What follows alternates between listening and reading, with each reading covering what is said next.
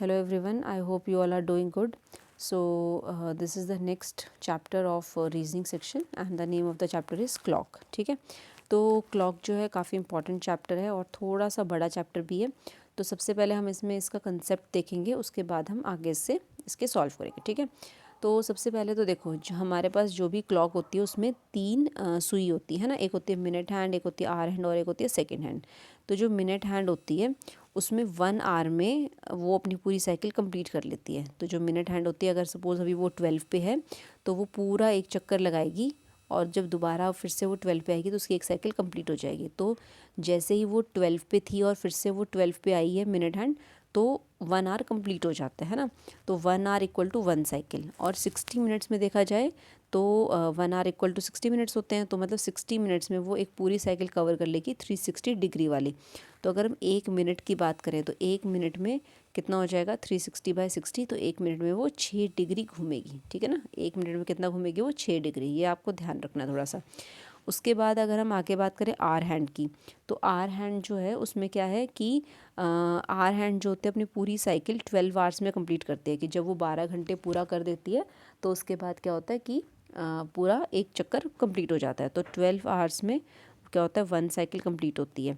तो अगर हम इस 12 आवर्स को मिनट में चेंज करें तो मतलब 12 into 60 minute equal to 360 degree.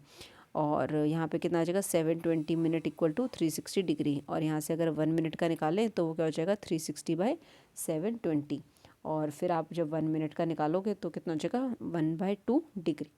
ठीक है, अब अगर हम सेकेंड हैंड की बात करें तो सेकेंड हैंड का हमें पता है कि वो 1 मिनट में एक साइकिल अपनी कंप्लीट कर लेती है. तो 1 मिनट में वो एक साइकिल कंप्लीट करती है तो मतलब 60 सेकेंड्स में वो 360 डिग्री कंप्लीट कर लेगी. और एक सेकंड में कितना करेगी 360/60. तो मतलब एक सेकंड में कितना कर लेगी 6 डिग्री. ठीक है, तो ये जो तीन हमने जो सीखे हैं कि एक सेकंड में 6 डिग्री कवर करना, 1 मिनट में 6 डिग्री कवर करना और 1 मिनट में 1/2 डिग्री कवर करती है आर हैंड. ठीक है, तो इन चीज़ों को थोड़ा याद रखना. अब हमारे पास हम क्या करेंगे टाइप बाय टाइप हम क्वेश्चंस करना स्टार्ट करते हैं. तो सबसे पहला क्या क्वेश्चन है कि find angle when time is given. ठीक है, पहला आपका जो टाइप है वो क्या है कि आपको एंगल फाइंड करना है जब आपको टाइम दे रखा हो. आपको कोई टाइम दिया होगा और आपने उस टाइम की हेल्प से क्या करना है एंगल फाइंड करना है कि उनके बीच में एंगल कितना बन रहा है. ठीक है, तो अब हमारे पास क्या है क्वेश्चन है कि ये क्वेश्चन जो होंगे ना वो थोड़े हिंदी में लिखे हुए होंगे तो डोंट वरी अबाउट दैट, तो आपको समझ आ जाएगा. तो 540 पर घड़ी की दोनों सुइयां कितनी डिग्री का एंगल बनाएंगी. मतलब जब आपकी घड़ी में जो टाइम है वो हो रहा होगा 540 मतलब 5:40.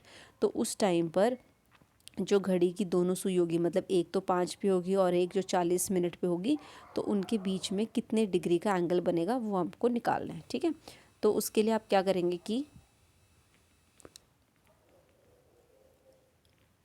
जैसे यहाँ पे आपके पास क्लॉक बना हुआ है तो यहाँ पे मैंने 540 दिखाया हुआ है. ठीक है, तो अब इसमें क्या होगा, हम सबसे पहले अगर आपने एंगल निकालना है तो एक हमारे पास होता है इंटीरियर एंगल और एक होता है हमारे पास रिफ्लेक्स एंगल, है ना. तो ये जो बीच में यहाँ पे जो अंदर वाली साइड बनेगा ये आपके पास कौन सा होगा इंटीरियर एंगल. तो इसके लिए आपका जो फॉर्मूला है वो क्या है 11/2 into minute minus 30 into R. तो 11/2 इंटू मिनट, मिनट कितनी है 40 माइनस 30 इंटू आर. आर कितना है 5 बजे थे तो 30 इंटू 5 कर दिया तो इसको सॉल्व किया तो कितना आ गया 70 डिग्री. तो इसका मतलब जो आपका इंटीरियर एंगल है वो कितना आ गया 70 डिग्री. और अगर आपने रिफ्लेक्स एंगल मतलब ये पीछे वाला आपने एंगल निकालना है तो कितना हो जाएगा 360 में से 70 माइनस कर देंगे तो कितना आ जाएगा 290 डिग्री. ओके, अब देखो नेक्स्ट क्वेश्चन क्या है हमारे पास कि टाइम हो रखा है 6:20. ठीक है, तो आपने बताना है कि आर और मिनट हैंड के बीच में कितने डिग्री का एंगल बनेगा. ठीक है, तो अभी देखो इसमें भी आपने अगर इंटीरियर एंगल निकालना है तो क्या हो जाएगा 11/2 इंटू मिनट, मिनट आपकी कितनी हो जाएगी 20 माइनस 30 इंटू आर कितना 6. तो जब आप इसको सॉल्व करोगे तो आपका जो एंगल है ना वो नेगेटिव में आएगा. तो इट डजेंट मीन कि आपका आंसर जो है वो गलत है. आंसर आपका बिल्कुल ठीक है. यहाँ पे -70 है तो -70 हमें क्या बता रहा है कि यहाँ पे जो आपका जो ये मिनट हैंड है उसने आर हैंड को क्रॉस नहीं किया. अगर तो ये जो मिनट हैंड है वो आर हैंड को क्रॉस कर देती तो आपका जो एंगल है वो पॉजिटिव आता है, बट अब यहाँ पे नेगेटिव आया है। इसका क्या मतलब है कि जो मिनट हैंड है उसने आर हैंड को क्रॉस नहीं किया, बस सिंपल। ठीक है, तो अब यहाँ पे एक छोटा सा कंसेप्ट आ जाता है कि अगर मान लो आपका कोई थीटा वन मतलब कोई भी आप एंगल मान लो, वो आपको अगर मान लो -17 नेगेटिव का दिया हुआ है, तो जो आप उसका दूसरा एंगल होगा, मतलब जो आपको उसका एक्सटीरियर एंगल या फिर एक्सटीरियर नहीं रिफ्लेक्स एंगल आप जो फाइंड करोगे, तो वो क्या हो जाएगा, आप उसको 360 प्लस माइनस ऑफ 70, मतलब 360 में से 70 माइनस कर देंगे तो हमारे पास कितना आ जाएगा 290। तो 290 आपका राइट आंसर हो जाएगा, मतलब आपका सेकेंड एंगल जो है वो 290 आ जाएगा। ठीक है, ऐसे ही अगर हम इसमें छोटा सा एक बार कंसेप्ट अगर सीख लें कि अगर थीटा वन जो है हमारा पॉजिटिव है तो थीटा टू कैसे निकलेगा, 360 में से थीटा वन माइनस करके। और अगर थीटा वन हमारा नेगेटिव है, जैसे यहाँ पे नेगेटिव आ गया था, तो जो थीटा टू होगा वो हम कैसे निकालेंगे, 360 में प्लस करेंगे थीटा वन को, जैसे यहाँ पे हमने किया था। ठीक है, तो चलो अब आगे करते हैं। नेक्स्ट हमारे पास क्या आता है कि जैसे आपको टाइम दे रखा है 6:24। ठीक है, तो आपने उस पर एंगल निकालना है। तो ये भी बिल्कुल सेम वही कंसेप्ट है कि theta equal to 11/2 into minute minus 30 into R. तो इसमें हमने 11/2 इंटू मिनट कितना है हमारे पास 24 माइनस और 30 इंटू कितना आर कितना है 6। तो इसको सॉल्व कर लोगे तो सॉल्व करके आपके पास आंसर आ जाएगा थीटा वन की वैल्यू। और थीटा टू अगर आपने निकालना है तो थीटा टू का कितना हो जाएगा, जैसे हमारे पास ये नेगेटिव आया है तो आप उसमें क्या करोगे, प्लस करोगे। तो 360 प्लस ऑफ -42, और जब minus of 42 minus plus minus हो जाएगा तो 360 में से 48 निकाला तो यहाँ पे 212 डिग्री का एंगल आ जाएगा। ठीक है, आगे समझ। चलो ये आपका कंप्लीट हो गया। अब आगे देखो, इसमें अब क्वेश्चन हमारे पास है कि जब 12 बजे होंगे तो उस टाइम पर एंगल कितना बनेगा। तो 12 बजे आपको पता है कि जो मिनट हैंड होती है और जो आर हैंड होती है दोनों क्या होते हैं, एक ही जगह पे होती है, तो इसलिए जो एंगल बनेगा वो कितना बनेगा, 0 डिग्री का। ओके, फिर नेक्स्ट है कि अगर 3 PM हो रखे हैं तो उस टाइम पर एंगल कितना बनेगा।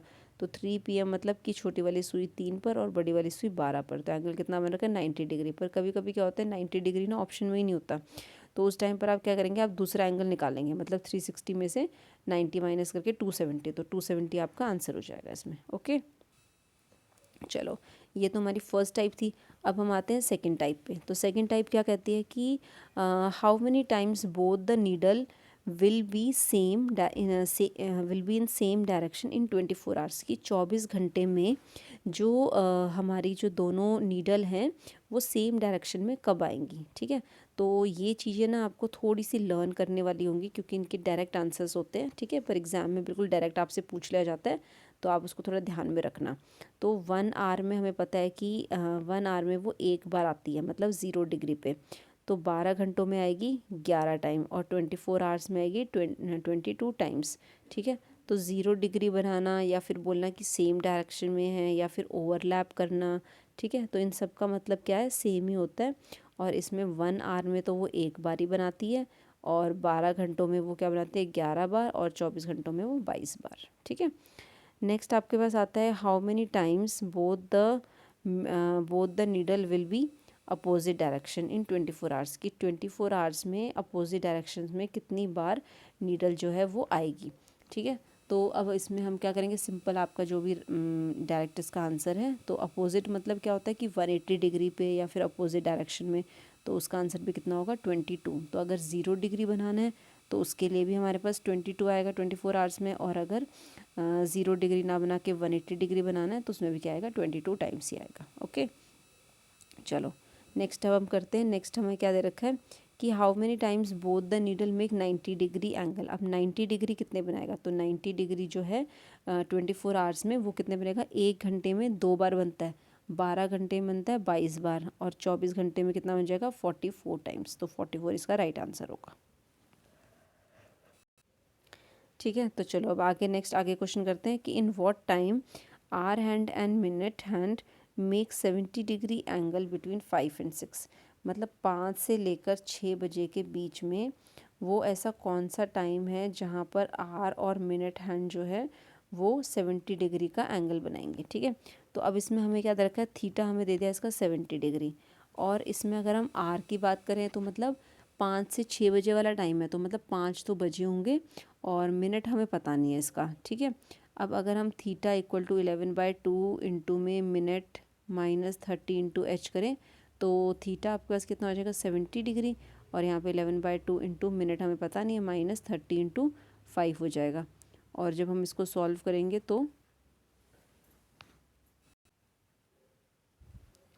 तो इसमें जब आप सॉल्व करोगे तो 70 इक्वल टू 11/2 इंटू में मिनट -30 इंटू 5 कर लो, तो जब आप इसको पूरा सॉल्व कर लोगे तो वहाँ पे आपके मिनट कितना आ जाएगा 40। तो इसका मतलब जो भी टाइम होगा वो कितना होगा 5:40। ठीक है। अब नेक्स्ट अगर हम बात करें इसमें ही कि ऐसा भी तो हो सकता है कि अगर मान लो आपका जो ये थीटा है ये 70 ना देकर वो -70 दे देते है ना।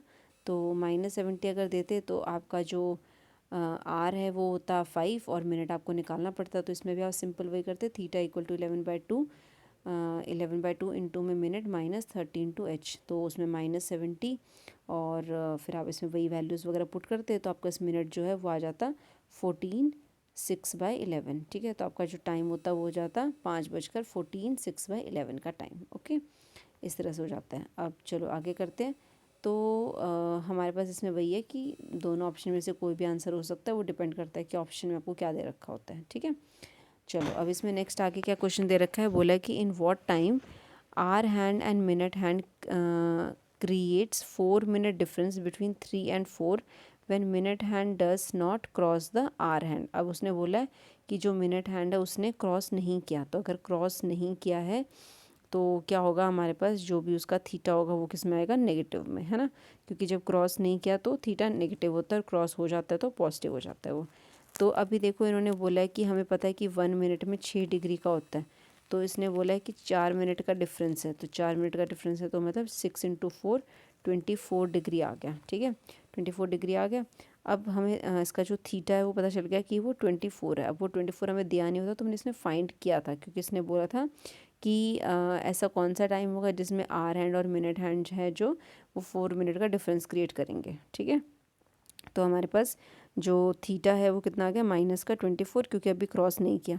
और आर अगर बात करें तो 3 से 4 का टाइम है, तो आर होगा 3 और मिनट हमें निकालना है। तो सेम वही फॉर्मूला डाल दो कि theta equal to 11/2 into minute -30 into H. तो जब आप इसमें सॉल्व करोगे तो आपके पास टाइम जो है वो आ जाएगा, मिनट आपके पास आ जाएंगी 12, तो इसका मतलब 3:12 हुई है। ओके, तो ये हो गया। अब इसमें आगे देखो, आगे आपको क्वेश्चन दे रखा है in what time hour hand and minute hand make 0 degree angle, कि 0 डिग्री कितने बनेगा अगर टाइम जो है वो 1 से 2 के बीच में है। तो सेम आप इसमें आर लोगे 1 और मिनट आपको निकालनी है, और थीटा जो है वो कितना हो जाएगा 0 डिग्री। तो आप फॉर्मूले पुट करो और आपको पता चल जाएगा कि 1:5 जो है इसका आंसर हो गया। Okay, now next is in what time hour hand and minute hand make 0 degree angle between 3 and 4। अब इसमें 3 और 4 का आ गया, तो ये भी सेम वही है कि आप इसमें क्या करोगे कि जो इसका थीटा है वो आप 0 ले लोगे और 11/2 इंटू मिनट -30 इंटू एच। तो इसमें आप क्या करोगे, एच की वैल्यू 3 ले लेना और मिनट इसमें फाइंड कर लेना। तो जो मिनट होगा वो कितना होगा 16/4/11, तो मतलब 3:16/4/11 का टाइम हुआ है। Okay, now next is in what time hour hand and minute hand makes 90 degree angle. अब इसमें 90 डिग्री का दे दिया तो थीटा को आप 90 डिग्री मान लो और सेम उसी फॉर्मूले में पुट करके आंसर निकाल लो। ओके, नाउ नेक्स्ट, अब ये तो हमारे पास हो गया एक अलग टाइप। अब इसके बाद जो आएंगे वो थोड़ा से अलग होंगे। ठीक है, और ये हमारे अभी तक हमने जो भी पढ़ा ये एक कंसेप्ट बेस्ड था, जिसमें कि हमारे पास कुछ फॉर्मूलेस थे और हमने उससे क्वेश्चंस को सॉल्व किया। अभी आगे हमारे पास क्या आता है कि इसमें बोला है कि if a clock ring 1 time at 10 o'clock, कि 10 बजे जो है घड़ी जो है वो आवाज़ करती है। फिर बोला है कि 2 बजे क्या हो रहा है कि 2 बजे यहाँ पे दूसरा, तो इसमें हमें क्या दे रखा है कि if a clock ring 1 time at 10 o'clock, की एक घड़ी जो है वो 10 बजे पर बजती है। और फिर बोला है कि 2 बजे वो 2 बार बजती है वो 2 बजे, फिर 3 बार बजती है वो 3 बजे। तो इस तरह से वो बोला है कि कि in how many times it will ring at 6 o'clock, तो 6 बजे वो कितनी बार बजेगी। तो इसके लिए हमारे पास एक फॉर्मूला होता है n+1 /2। तो इसमें n हमारे पास क्या है, हमें 6 के लिए निकालना है, तो 6 + 1 /2, तो आपका कितना आ जाएगा 21। ठीक है, तो 21 इसका राइट आंसर हो गया। आगे देखो सेम ऐसा ही क्वेश्चन है कि एक क्लॉक है जो कि एक बार बजती है 1 बजे, 2 बार बजती है 2 बजे, 3 बार बजती है 3 बजे, और इस तरह से उसने पूछा और पूछता है कि वो 24 ओ क्लॉक पे कितनी बार वो बजेगी। ठीक है, तो इसके लिए भी हमारे पास क्या होगा कि इसमें n जो है वो हम ये नहीं देखेंगे कि पिछले वाले क्वेश्चन में जो n था वो हमारे पास 6 के लिए पूछा था तो 6 हो गया था, बट इसमें क्या होगा n की जो मैक्सिमम वैल्यू होती है वो 12 ही होती है। तो इसमें आप सिंपल करोगे कि n की वैल्यू हम 12 और ब्रैकेट में 12 + 1 डिवाइड बाई 2, तो कितना आ गया 78। तो ये जो 78 आया ये आपके पास आया सिर्फ 12 आवर्स का। ऐसे ही नेक्स्ट 12 आवर्स के लिए कितना आ जाएगा 78, तो 78 + 78 कर लो, या 78 × 2 करोगे तो 156 टाइम्स होगा आंसर। ठीक है, अब इसके बाद नेक्स्ट टाइप आती है। तो नेक्स्ट टाइप में हमारे पास कुछ अलग क्वेश्चंस आते हैं। जैसे इसमें बोला है कि Ram go to school between 8 and 9 and come from school between 4 to 5, कि राम जो है वो स्कूल जाता है 8 से 9 के बीच में, और जब वो वापस आता है घर पे तो वो उस 4 से 5 के बीच में वो आ जाता है अपने घर पे वापस। Then he see both the needles interchanged. अब उसने देखा कि जो नीडल्स हैं वो आपस में इंटरचेंज हो गई थी, मतलब जब वो गया था तो उस टाइम पर जो नीडल्स जहाँ पे भी थी, जब वो घर वापस आया है तो नीडल्स इंटरचेंज हो गई है। ठीक है, तो कहता है कि what was the time Ram went to school, कि राम जो स्कूल में कब गया था।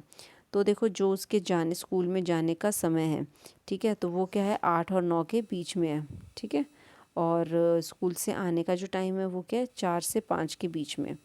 तो ऐसे में क्या करेंगे हम, हमारे पास एक फॉर्मूला होता है इसका कि जितना भी टाइम हो रखा है वो फिर और मिनट्स का जो होगा वो 60/13 इंटू में जो भी समय होगा वो। तो अभी देखो हमें क्या निकालना है कि भाई स्कूल में कितने बजे गया था, तो वो 8 से 9 के बीच में गया था, तो 8 बजे तो ये हो गया। फिर 60/13 इंटू और जो भी मतलब उसका समय होगा, समय मतलब क्या है इसमें समय क्या होगा जो भी यहाँ पे 8 के साथ में होगा, मतलब ये वाला जो क्रॉस में आके जो टाइम आएगा ना वो आपने लेना है। तो यहाँ पे समय आप क्या लोगे 5, तो आप इसको सॉल्व कर लोगे तो ये हो जाएगा 8 बजकर 300/13। तो आपके पास इसी टाइप से आंसर आ जाएगा इसका। ओके, अभी नेक्स्ट क्वेश्चन देखो। नेक्स्ट क्वेश्चन में हमें क्या बोला हुआ है कि 5 clock ring in different interval, मतलब अलग अलग इंटरवल पे 5 क्लॉक जो है वो रिंग कर रही है। एक कर रही है 2 सेकंड के बाद, एक 3 सेकंड के बाद, एक 5 सेकंड के बाद, एक 8 के बाद, एक 10 के बाद। तो कहते हैं कि तीनों के ये सारी जो क्लॉक्स हैं ये एक फ़िक्स टाइम पर स्टार्ट होती हैं, तो फिर ये एक साथ कितने टाइम के बाद बजेंगी। तो ऐसे वाले क्वेश्चन में हम लोग क्या करते हैं एलसीएम लेते हैं। तो जो भी आपको नंबर्स दे रखे हैं सेकंड, तो 2, 3, 5, 8 और 10 इनका आप एलसीएम ले लो, तो आंसर आ जाएगा 120 सेकंड। तो मतलब 120 सेकंड्स के बाद दोबारा फिर से वो जो सारी बेल्स हैं वो रिंग करेंगी। ओके, नाउ नेक्स्ट इज़ कि अभी हमारे पास एक अलग चीज़ें आ जाएंगी। जैसे इसमें बोला है कि एक क्लॉक है जो कि 22 सेकंड्स लगाती है टू रिंग 12 टाइम्स। ठीक है, कि 12 सेकंड लगाती है 12 टाइम्स रिंग करने के लिए। So how much time will it take to ring 8 times. तो अगर उसको 8 टाइम्स रिंग करना है तो उसके लिए उसको कितना टाइम लगेगा। ठीक है, ये हमारा क्वेश्चन है। तो इस टाइप के हम क्वेश्चंस में कैसे करेंगे, इन्होंने बोला है कि 12 टाइम्स वो बचती है कितने 12 सेकंड में। ठीक है, तो देखो सबसे पहले तो जो क्लॉक होगी वो फर्स्ट में, तो जब बजेगी तो उस टाइम पर उसको कोई टाइम नहीं लगेगा, 0 सेकंड्स लगेंगे। तो इसका मतलब यहाँ पे ये देखो जो हमने डायग्राम यहाँ बनाया हुआ है, ये देखो यहाँ पे, तो यहाँ पे एक तो क्या टाइम्स, तो इसमें आपको देखा 1, 2, 3, 4, 5, 6, 7, 8, 9, 10, 11, 12, तो इसके टाइम्स हो गए, और नीचे उसका सेकंड है। तो जो फर्स्ट टाइम जब वो बजेगी तो उस टाइम पे उसको कोई टाइम लगेगा, क्योंकि जैसे ही फर्स्ट टाइम आया तो उसने रिंग कर दी। अभी उसने बोला है कि 12 बार बजने में उसने 22 सेकंड लगाए हैं।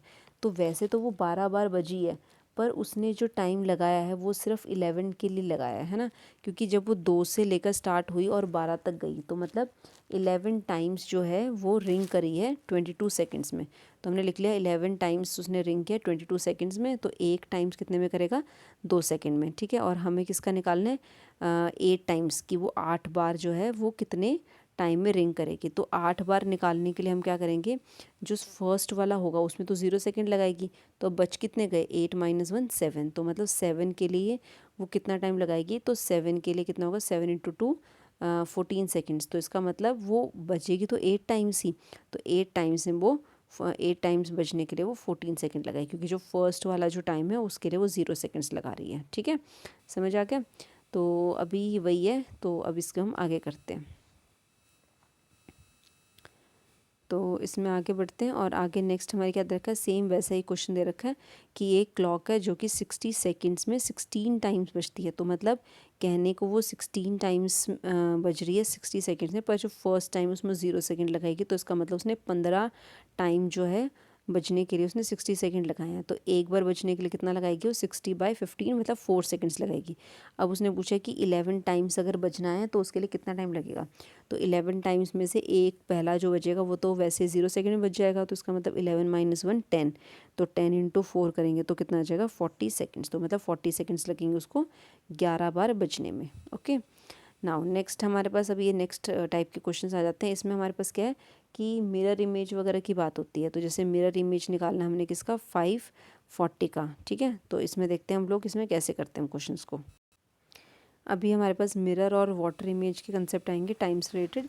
तो उसमें आपको क्या दे रखा है, देखो अगर आपके पास जो भी टाइम है वो 11 बजे से लेकर 1 बजे के बीच में है, तो आप किस चीज़ से सब्ट्रैक्ट करेंगे, 23 आवर 60 मिनट से आप सेपरेट करेंगे। और अगर आपके पास जो टाइम है वो 2 से लेकर, ठीक है, मतलब 1 बज गया तो वहीं 2 से लेकर और पूरा ये 10-11 बजे तक आता है, तो उसमें आप क्या करोगे कि 2 से लेकर और 10 बजे तक का जो टाइम होगा उसके लिए आप क्या करोगे, उसको सब्ट्रैक्ट करोगे 1160 से। ठीक है, तो अब उसने बोला कि जो टाइम है वो है 540। तो 540 किसके बीच में आएगा, 2 से 10 के बीच वाला टाइम होगा। तो इसमें किससे माइनस करेंगे हम, 1160 से।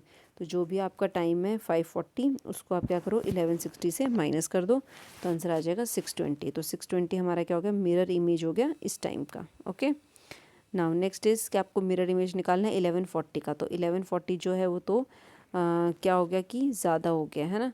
तो 1140 ज़्यादा हो गया तो हम क्या करेंगे, इसमें 23 में से माइनस करेंगे। जैसे हमने यहाँ देखा था 23 और 60 में से हमने माइनस करना है, तो उसमें से आप माइनस कर दो 1140 को, तो आपका आंसर आ जाएगा 1220। ठीक है, तो ये बात ध्यान रखना कि अगर 11 से 1 के बीच का जो टाइम है, ठीक है, मतलब 11 बज के तो ऐसे करके 1 बजे तक, मतलब 12:60 मतलब 1 बजे तक का जो टाइम है उसमें आप क्या करोगे 2360 से माइनस करना है। और अगर 1 बजे के बाद का जो भी टाइम होगा और कब तक 11 बजने से पहले पहले का जो टाइम होगा उसके लिए आप क्या करोगे कि उसको 1160 से माइनस करवाओगे। ओके, नाउ नेक्स्ट हमारे पास आता है वाटर इमेज। ठीक है, अपने अपने वाटर इमेज निकालना है किसका, 820 का।